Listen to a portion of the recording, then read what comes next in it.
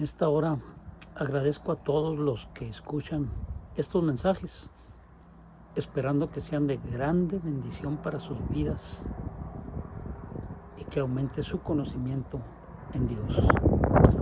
Quiero leerles en la segunda epístola o carta del apóstol Pablo a los hermanos de Tesalónica, a los tesalonicenses. En el capítulo 2 y versículo 3, él les da un mensaje, un consejo muy especial a los hermanos en Tesalónica y les dice en el nombre de Jesús: no os engañe nadie en ninguna manera, porque no vendrá sin que venga antes la apostasía y se manifieste el hombre de pecado, el hijo de perdición. Aquí el apóstol Pablo está hablando de la segunda venida del Señor Jesucristo, pero les dice a los hermanos en Tesalónica: no va a venir por segunda vez, sino antes de que Él venga va a haber unas señales muy importantes y de mucho peligro para nuestras vidas como creyentes en Dios. Se va a manifestar la apostasía. Apostasía significa desviación de la verdad. O sea, mucha gente se va a desviar de la verdad. Gente que un día conoció de Dios.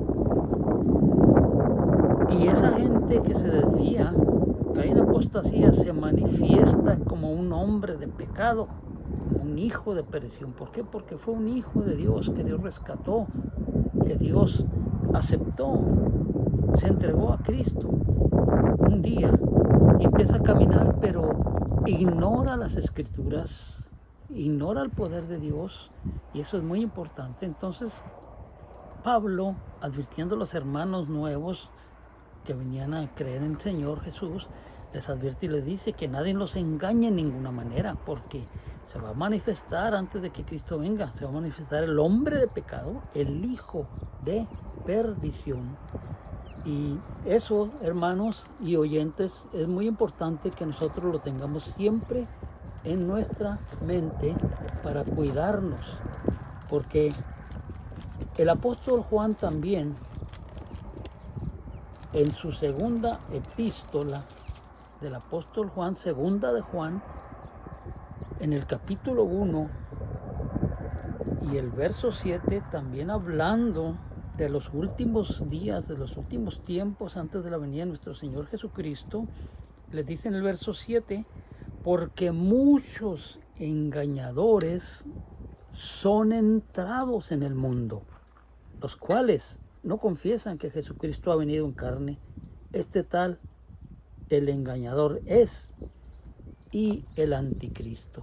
Note, muchos engañadores son entrados en el mundo. Entonces, vuelvo a enfatizar,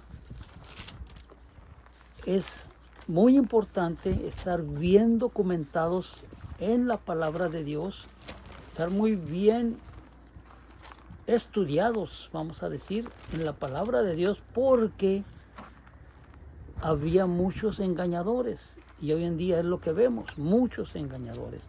El apóstol Pablo, siempre preocupado por la iglesia del Señor, por los hermanos, sobre todo los nuevos en Cristo, le escribe también a Tito. Tito era un discípulo amado de Pablo, y le escribe en el capítulo 1, también hablándole de cómo tendrían que tener cuidado en quienes iban a estar administrando la palabra de Dios, quienes iban a estar presentándose como pastores, evangelistas, apóstoles, que tuvieran mucho cuidado. ¿Por qué? Porque vendrían tiempos difíciles y peligrosos.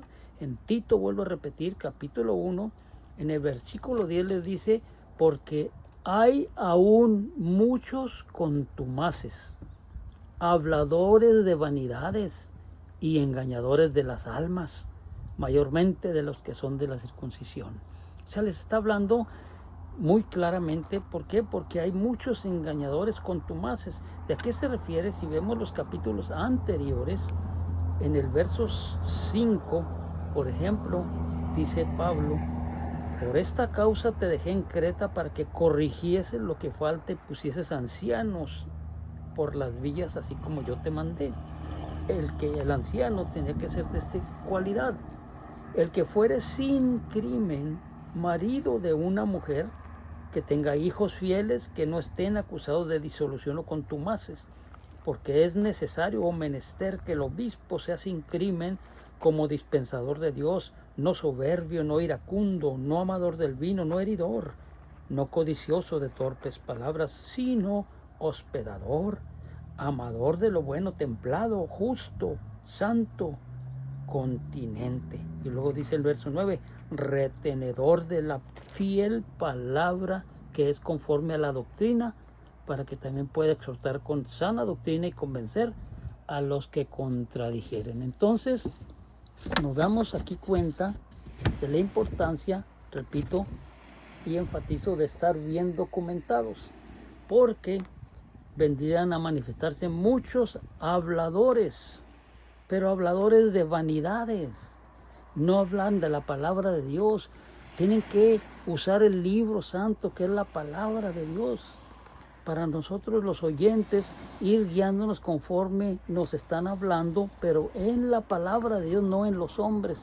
Pero hoy en día hay tanta emoción que se emociona uno de qué bonito hablan personas estudiadas, personas elocuentes, pero no hablan la palabra de Dios, que es lo que nos alimenta, es lo que nos fortalece, es lo que nos cuida, nos protege de no ser engañados. El mismo Señor Jesucristo advirtió todo esto de los últimos tiempos en el Evangelio según Mateo, en el capítulo 24. Vamos a ver Mateo capítulo 24.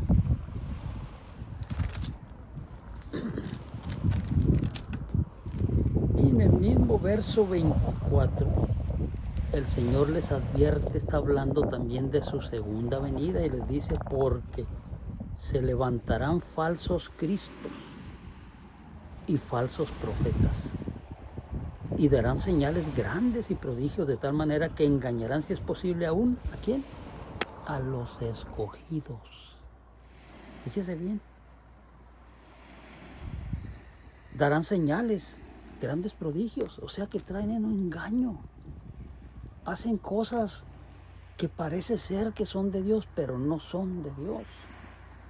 Por eso es importante, vuelvo a repetir, llenarnos de la palabra de Dios, porque es lo que nos va a sostener en el momento difícil, en el momento adecuado, en el cual tengamos que tomar una decisión, si escuchar, si seguir tal persona o predicador, o simplemente está hablando vanidades.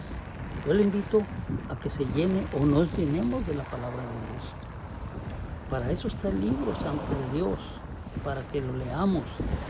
Pero lamentablemente con la tecnología que tenemos, pues es más fácil escuchar, ya sea en el radio, en el televisor o en el teléfono, algún predicador que habla bonito porque tiene estudio, algún predicador que aún trae algunas señales, pero no son señales de Dios. Acuérdense que desde los tiempos de Moisés, cuando el Señor manda a Moisés a Faraón para que le diga que suelte a su pueblo, para que vaya a adorarle en el desierto, hay señales. Aarón tira la vara y se convierte en una serpiente. Pero vienen los magos, los mágicos, los servidores del enemigo y tiran también sus varas y también se convierten en serpientes. Se ve una señal, pero falsa, no de Dios. Así que tengamos mucho cuidado para no caer en estas situaciones difíciles. Más hoy en día, que está muy confuso. ¿Dónde está la iglesia del Señor? ¿Quién es la iglesia del Señor? En el segundo estudio que podré compartirles, hablaré un poco de esto, del templo de Dios, de la iglesia de Dios. Dios los bendiga. Espero que sea de grande reflexión y bendición para sus vidas. En el nombre de Jesús. Amén.